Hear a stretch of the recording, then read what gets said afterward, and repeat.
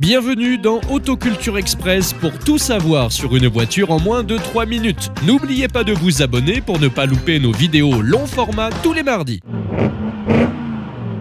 Le projet de la Pontiac Fiero naît en 1978. Initialement pensé pour recevoir un petit V6, la seconde crise de 1979 va rapidement le réorienter vers un petit 4 cylindres qui équipera donc la Fiero. Avec une cylindrée de 2,5 litres tout de même, mais avec une puissance ridicule de 93 chevaux. Le 4 cylindres reste calibré pour limiter la consommation, associé à une boîte manuelle 4 vitesses assez longue. Pour vous donner une idée, à 120 km/h, le moteur tourne à peine à 2500 tours minute. Si la consommation en profite, moins de 5 litres au 100 annoncé en extra-urbain, le caractère est lui en berne avec un 0 à 100 en 11,9 secondes. Il s'agit, quoi qu'il en soit, d'une base populaire chez GM, puisque comme le moteur, l'ensemble provient d'autres modèles du groupe. La General Motors ayant alloué un budget très limité au développement de l'auto, les ingénieurs se contentent de retourner le châssis pour installer le moteur en position centrale et rendre les roues arrière motrices. La Fiero, lancée en 1984, malgré son curieux positionnement, va rencontrer le succès grâce à un prix agressif inférieur à 8 000 $, quand une Fiat X1 en vaut presque 11 000. Résultat, 136 000 exemplaires écoulés la première année. Il faut dire que le design est plutôt réussi. Lisse, large, basse, agressive, avec les gimmicks de la sportive de l'époque. À l'intérieur, c'est l'Amérique, énorme tunnel de transmission et gros blocs de plastique partout.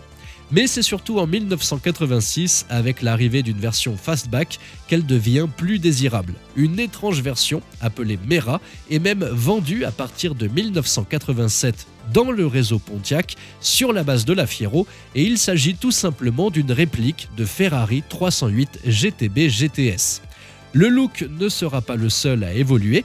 Comme il est de coutume aux USA, chaque millésime apporte son lot de nouveautés. En 1985, une boîte 5 rapports est proposée.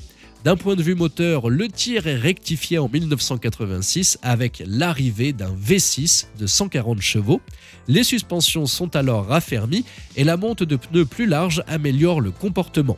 La Fiero est donc prête à rivaliser contre la Toyota MR par exemple. Malheureusement, c'est ce moteur qui sonnera le glas de la Fiero.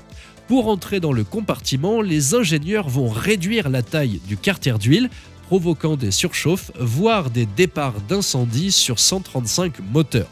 Qui plus est, le réservoir se retrouve réduit à 38 litres, menant à une autonomie ridicule, particulièrement au pays des grandes lignes droites.